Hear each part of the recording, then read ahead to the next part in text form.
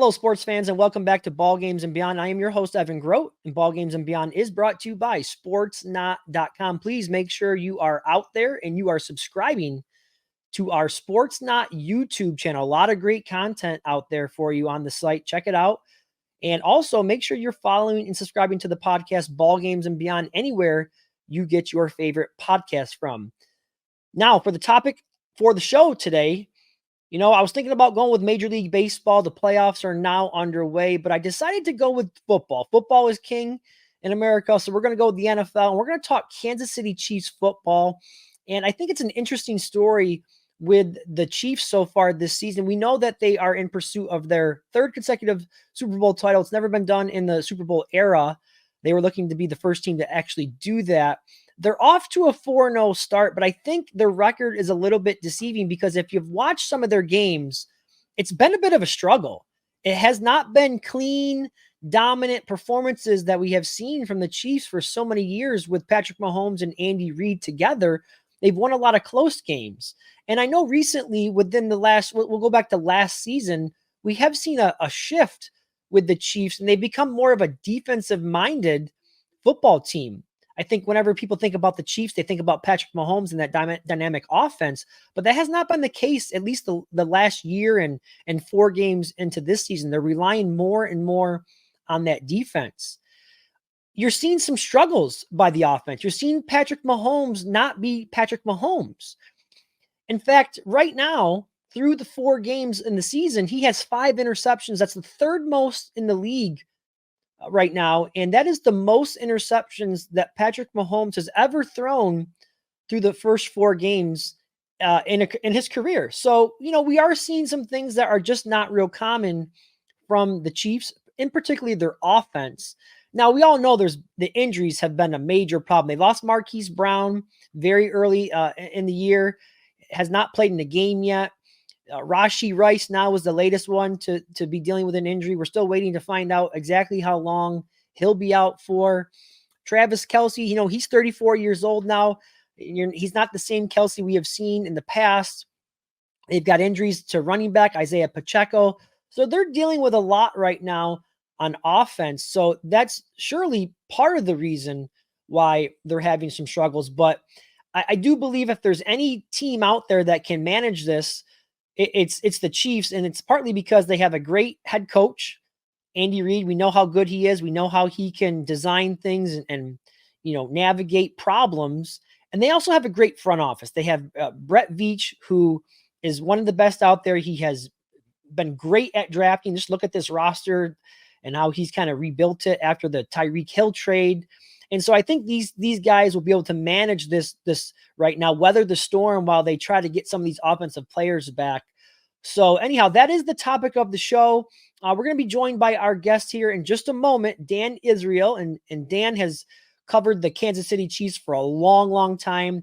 He is the executive producer as well as the pre- and post-game host on the Chiefs radio network. So we're going to talk to him about some of those topics that I just mentioned. We're going to ask him why it is that Patrick Mahomes has been struggling a little bit here in the first 4 games. We're going to get the latest update on Rashee Rice and his injury and just a lot of other Chiefs related topics. So don't go anywhere. You are listening to Ball Games and Beyond, brought to you by Sportsnaut.com. And welcome back to Ball Games and Beyond. And now it is time to bring in our guest this week. And we are joined by longtime executive producer and co-host of the pre- and post-game shows on the Chiefs radio network. We are joined by Dan Israel. And Dan is here to give us the lowdown on the 4-0 Kansas City Chiefs. And, Dan, I think it's interesting to look at the record. You see 4-0. But if you watch the games, it's been a bit of a struggle for the Chiefs, especially offensively. We're just not seeing that dominant, efficient, style of play that we have been so accustomed to seeing here from the Chiefs recently. And, of course, we know there's a lot of injuries, and we're going to get into some of those injuries in just a moment. But I want to start first with Patrick Mahomes and some of his struggles. Right now, he has 5 interceptions. That's third most in the NFL right now. And you've covered Mahomes his whole career. Why is it that at least through the first 4 games of the season, he seems to be struggling a little bit? Well, if you watch the first 4 games, you realize we're inches away from being maybe 1-3, 0-4. Right. So, but Right. I think with Mahomes, I've kind of noticed this all through Andy Reid's era, even with Alex Smith. September just seems to be an air-riddled month for us. And I think it's partly due to the complexity. It's partly due to the, I think some quarterbacks end up with a progression of maybe 2 or 3 reads. I think Mahomes has 5. So I think it's literally getting used to going through new reads. I think, before last year, he was looking for Kelce. I mean, let's face it, that's what he was looking for. And this year, they anticipated in preseason, obviously, to have Hollywood Brown and Xavier Worthy and Rashee Rice out there. So I think the offense was kind of dialed up for 3 fast guys that could really stretch the defense vertically. And with the injuries, that just hasn't worked out. But I think Mahomes has always been encouraged to make tight throws and to quickly learn what the difference is between a tight catch and an interception. And I think it takes the month of September. So I kind of expect him to settle down. I think he'll kind of get patient over the next month and kind of return to that Patrick Mahomes kind of what we expect. Yeah, you brought up some of the names that, on paper going into the season, we thought that we were going to see that old school Tyreek Hill Chiefs offense that we saw a few years ago. But again, the injuries have kind of stopped that from happening. I just want to ask you about Rashee Rice. I've been reading a lot of different things on the injury. At first, I know the initial diagnosis was they thought he had torn the ACL, would be out all season. From what I've been reading, that may not be the case. What's the latest on that you can tell us? Well, I can tell you, what I've been saying kind of since Tuesday of this week is that I think the uncertainty is good news. And here's why. If you have an obvious complete rupture of the ACL tendon, there's no need to get a second opinion. And the fact that he's getting a second opinion, the fact that now they want to wait a week for the swelling to go down, I think is very encouraging. Is he going to miss next week's game? Yes. Is he likely to miss maybe some games in October? Yes. But is this season ending? I'm not so sure anymore. So I'm really encouraged by kind of the uncertainty. I know Chiefs fans want to know, they want to know, but I think this all plays well for Rashee Rice's return, maybe earlier than we thought. In 1969, the Chiefs were making a Super Bowl run season. Lynn Dawson went out with a knee injury as well, and he just about had surgery. Now, back then, didn't have the MRIs and CT scans that we do today, but he just about had surgery, was actually put under for the surgery, and Coach Hank Stram stopped the surgery to say, hey, I want to go a different way. I don't want him to have surgery because that's season ending. I want to try to rehab this another way. First of all, I think the irony in that story, or the amazing part of that story, is that a football coach stopped a surgery midway through. That would not happen today, right? But right. I think it's all encouraging in that they want to let the swelling go down here and really see what's going on. That's good news. The fact that he walked out of the stadium last week, not on crutches, good news. So I'm really hoping for some encouraging words, maybe the first of next week.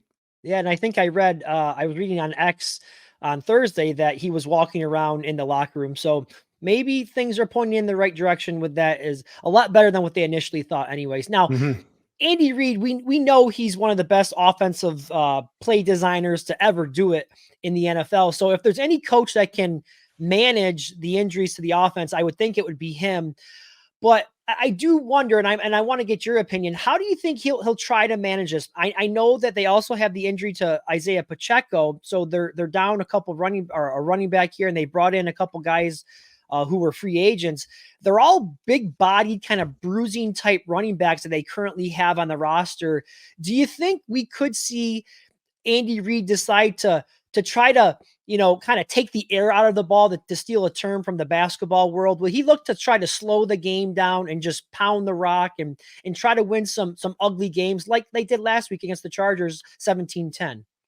Well, having talked to Coach Reid, I can tell you he would more than anything like to get into a second half and just run that clock, because these games have been so close. I think it's been, heart attacks for all of us. But, I'm fascinated by this year in the NFL in general. It's like a return of the rushing offense. we fell in love with the passing game, and for years it seemed like, at least the past 5 or 10 years, it seemed like the more teams throw the ball, the more excited fans get, and more teams are making it a track race, and suddenly this year we've got this resurgence of the rushing game, which is fun in a way. The Chiefs have always been, well, since, I'll say since Andy's gotten here, the Chiefs have been a pass to run the football kind of offense, as opposed to a normal run the football to pass it.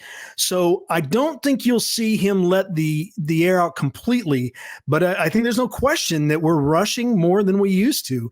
And I think the job that Brett Veach has done, Evan, with this is incredible. I mean, he goes and he finds Isaiah Pacheco in the 7th round of the draft. He found this year Carson Steele in free agency. I mean, he was an undrafted player. So I think it's just crazy that he's finding this rushing talent in seemingly areas that other teams are completely missing. Carson Steele had a great game a couple of games ago. He fumbled this last week, and so they put in Kareem Hunt, which they brought back from Cleveland. Hunt was a 1,300-yard rusher in 2017 when he had some off-the-field issues that basically ended up with the Chiefs releasing him. But Hunt's back. He had I think a 75, 80-yard game last week. So the Chiefs definitely have rushing with Samaje Perine. They definitely have these backs that they can rely on.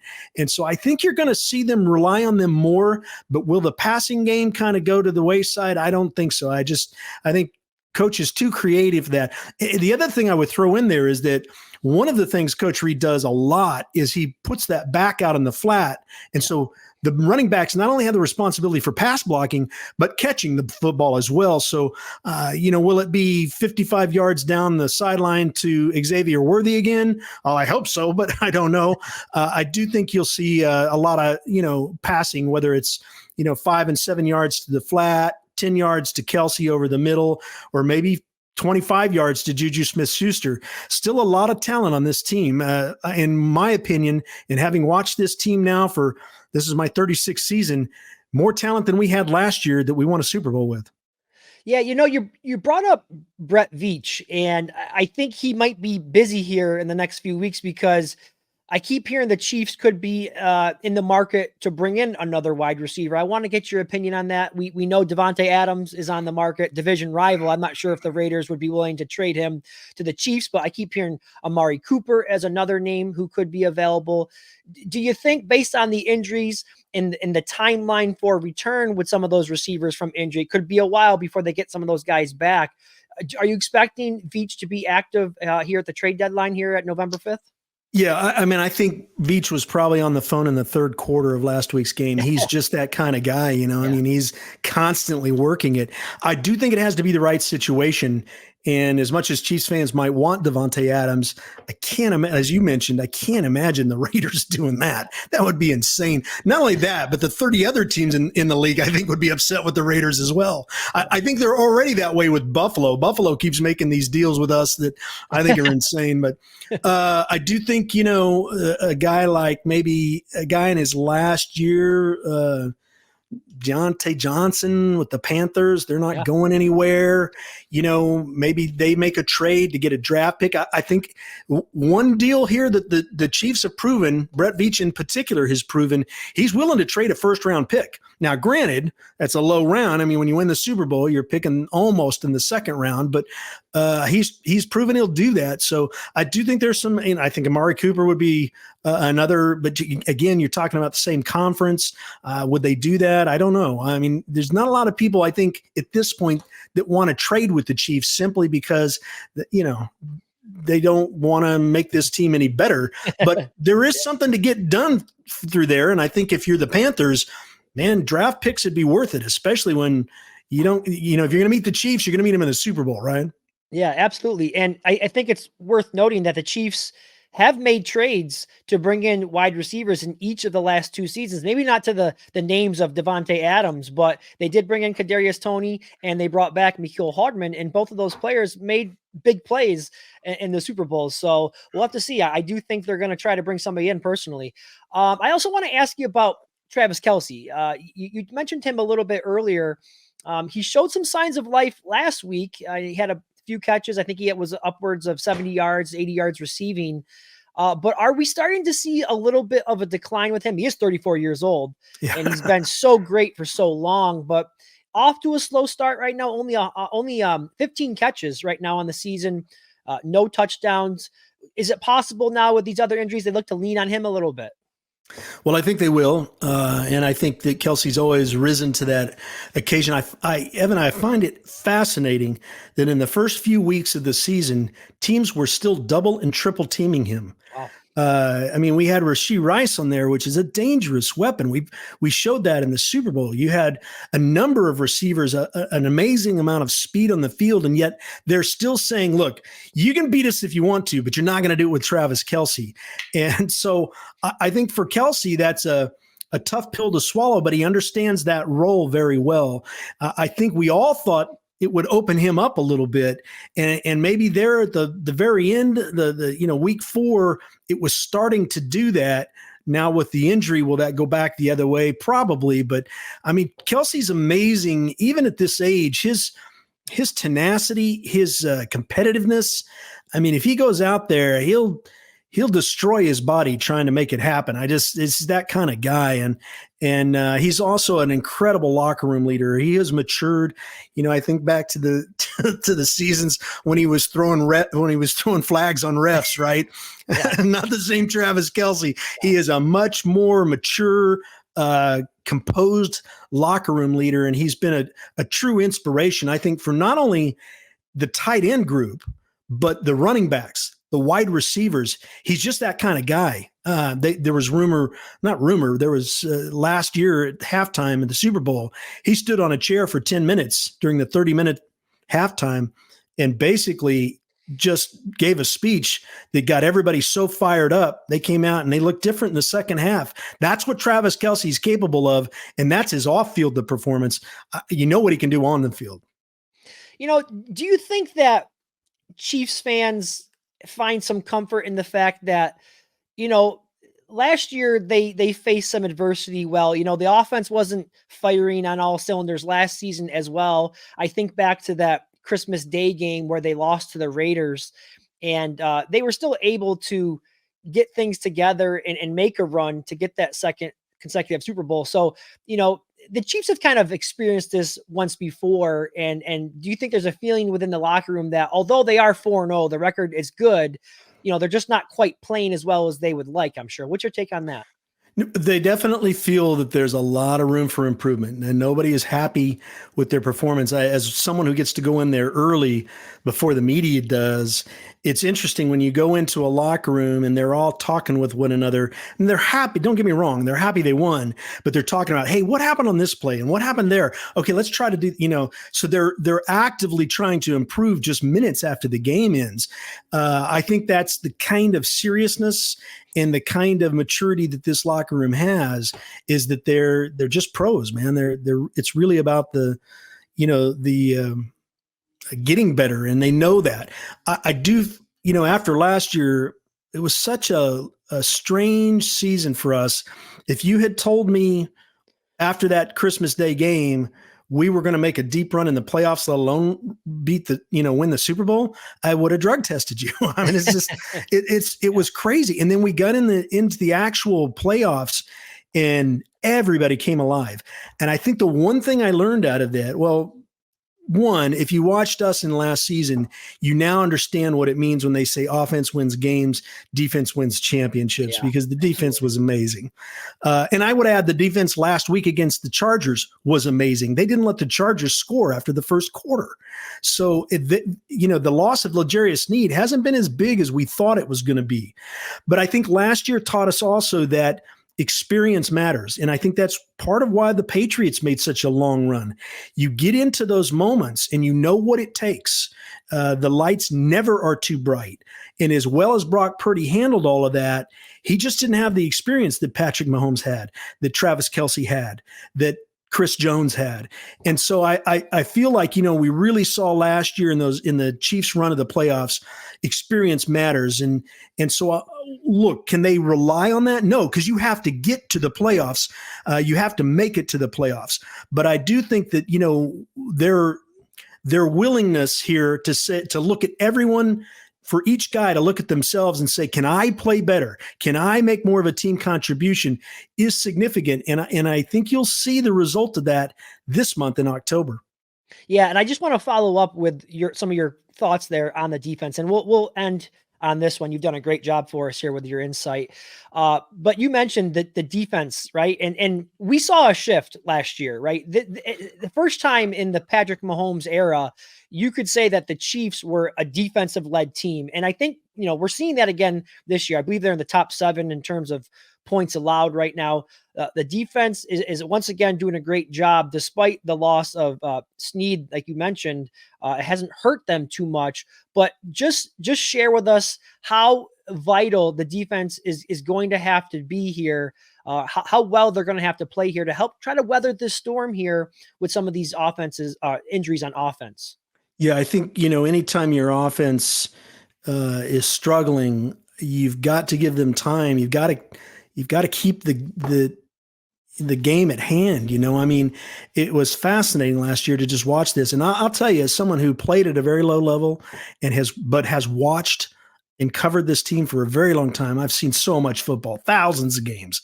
And the one thing I can tell you is Steve Spagnuolo is a genius. At times, I don't know what he's doing. I don't understand it. And so I think, as much as I appreciate the creativity out of Coach Reid, and I do, because I've said for years, it's like I've been in his office when he's at the whiteboard, and it's like watching Russell Crowe in A Beautiful Mind draw on the windows. It's fascinating. He actually draws in colors, and he'll put a play in black, and then he'll put a play going the other direction in orange because he doesn't have enough whiteboard space. So he's got plays literally over plays. I mean, it's crazy. But I think as creative as Coach Reid is in the offense, Steve Spagnuolo is in the defense. And man, I sure hope that nobody wants to take him as a head coach, or that he has the desire for that, because he's been amazing. And I think you're going to continue to see that. I truly, look, we're going to see Willie Gay here next Monday night. I thought the loss of Willie Gay Jr. on our defense was going to be significant to our run defense. I thought the loss of L'Jarius Sneed on our defense was going to be significant to our pass defense. Neither has occurred. In fact, our run defense is maybe the best it's been in a long time, since Derek Johnson, 15 years ago. And so it's just truly fascinating to watch. And I know fans don't like defensive football as much as offensive football, but if you really start watching it and see what these guys are doing, where they kind of bend and don't break in that first quarter or two, and then they figure it out and they just tighten the screws down, and they're so stingy in the second half. It's amazing. So that part of Chiefs football for me has been fascinating and fun to watch. And I think it's going to be, just as you mentioned, incredibly, incredibly important as the offense kind of comes into their own, for the defense to hold them in games. Yeah, absolutely. Well said there, Dan, Israel, everybody. Thank you so much for all your time today. You can catch him on the pre and post game on the Chiefs Radio Network. And Dan, once again, thank you so much for your time today. My pleasure, Evan. Go Chiefs.